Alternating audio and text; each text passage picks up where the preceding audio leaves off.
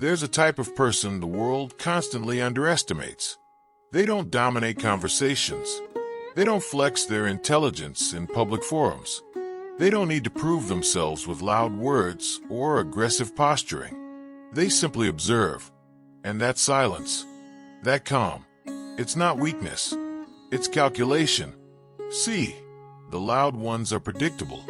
They broadcast their emotions, telegraph their moves, expose their insecurities with every reaction. But the quiet ones, they see everything. They remember everything. And when they move, if they choose to move, it's deliberate, surgical, and devastating.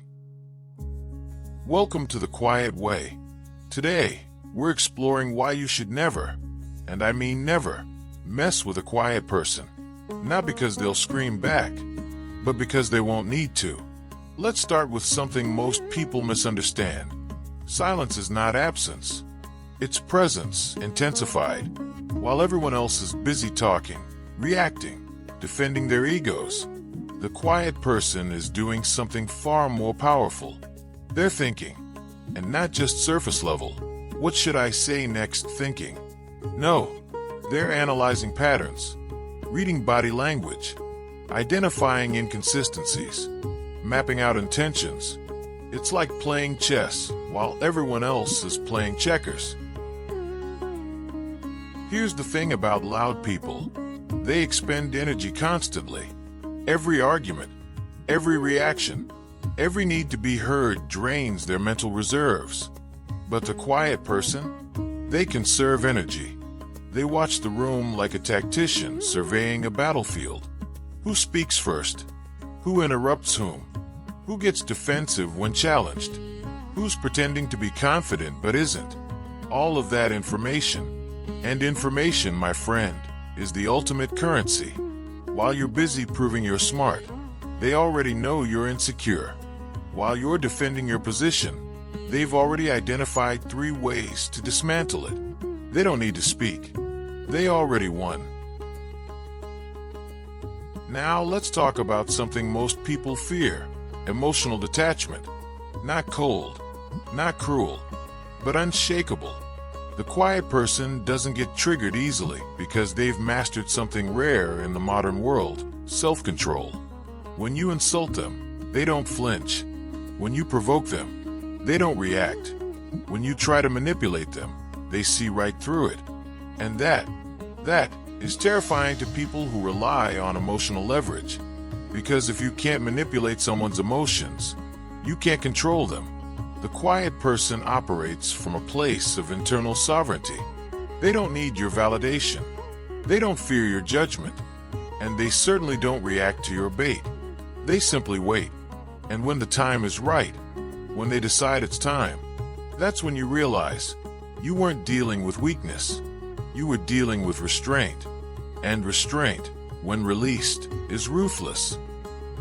There are 2 predominant temperament types among calm people. Most are either melancholic or phlegmatic. Knowing a little about temperaments helps to understand that disturbing calm people can be a very bad idea. These 2 temperament types bring consequences for such actions. A melancholic is generally quite introspective. Their thoughts are extremely deep and ingrained. If someone offends a melancholic, that offense cannot be easily remedied. It will reach a very deep level in their heart, and that feeling will be etched like a tattoo. They will probably not be the same with that person for the rest of their lives, even if they manage to understand and forgive them. Therefore, disturbing the feelings of a melancholic can be a point of no return. A phlegmatic is generally the seemingly most carefree person you can meet. If there's any commotion around them, they remain still, simply observing and continuing with their activities. It seems that nothing affects them. However, that is where the mistake lies. Everyone has a limit. A phlegmatic person can accumulate so many afflictions and attacks from others that, at a certain point, they decide to break free. They then never again come into contact with those who offended them. It's a strong, powerful, and significant decision for the rest of their life.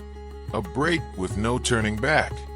Just as with a melancholic person, Offending a phlegmatic person usually represents the end of a relationship. Do you know someone who is quiet? Do you know what goes on in that person's mind? Generally, quiet people are almost unfathomable. They may even show certain feelings like anger, sadness, happiness, but it's often difficult to know what's hidden behind each of them. Frequently, they are people who isolate themselves in their own thoughts. A quiet man is not a harmless man. Most men with great potential for strength, fighting, or weapons use don't demonstrate it. They naturally occupy space, don't seek attention, and are often considered harmless. That's why the internet is full of videos where these men, in moments of tension, risk, or stress, are compelled to react. This results in completely unexpected, quick, and precise reactions that eliminate opponents in seconds. This isn't new. The ancients knew this. Marcus Aurelius, Roman emperor, philosopher, one of the most powerful men to ever live, wrote in his private journal, "You have power over your mind, not outside events. Realize this, and you will find strength." He wasn't loud. He didn't need to be.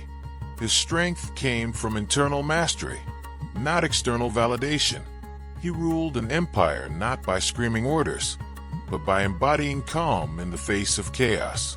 That's the essence of Stoicism. Control what you can, accept what you can't, and never, never let the external world dictate your internal state. The quiet person lives this daily. Let's travel east. Miyamoto Musashi, undefeated samurai, master swordsman, author of the Book of Five Rings. He fought over 60 duels, won every single one. And you know what his secret was? Stillness. He didn't waste energy on bravado. He didn't trash talk his opponents. He studied them, watched their breathing, noticed their grip, identified their impatience, and then, in one fluid motion, it was over. His philosophy: think lightly of yourself and deeply of the world. Translation: your ego is irrelevant. Your observation is everything. Musashi understood that the loudest warrior is usually compensating for doubt, but the silent one, he's already 5 steps ahead.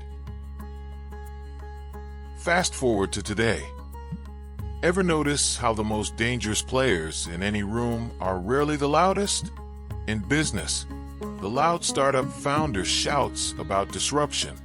The quiet billionaire quietly acquires the competition. In leadership, the loud manager micromanages and panics. The quiet leader watches, listens, and moves decisively when it matters. In social settings, the loud person desperately needs attention. The quiet person commands respect without asking for it. Why? Because quiet people don't perform. They execute. They don't need applause. They need results. And that focus, that undivided, unshakable focus, makes them more formidable than any loudmouth could ever be. So here's the warning. If you encounter a quiet person, and you think their silence means they're weak, you've already lost. Because while you're trying to provoke them, they're doing 3 things: watching how you operate, learning your weaknesses, deciding whether you're worth their energy. And here's the kicker. Most of the time, you're not. They won't argue with you. They won't defend themselves in public. They'll simply remove you from their equation. Quietly, completely, permanently. No drama, no explanation. You'll just wake up one day and realize you no longer exist in their world. And that is the ultimate power move. Because loud revenge is messy. Quiet removal is surgical. Now here's the twist. You don't have to be born quiet to embody this power. You can choose it. You can choose to. Stop reacting to every provocation. Stop defending yourself to people who don't matter. Stop talking when you could be observing. You can choose to build internal strength instead of external noise. Start small. In the next heated conversation, pause. Breathe. Don't react. When someone tries to bait you, smile. Nod. Say nothing. When you feel the urge to prove yourself, stop. Let your actions speak. Become the person who doesn't need to announce their power. Become the person who embodies it. That's when you'll notice. People start listening when you speak. People start respecting your boundaries. People stop testing you because they realize you're not someone to mess with. The world loves loud. It rewards noise, spectacle, and constant stimulation.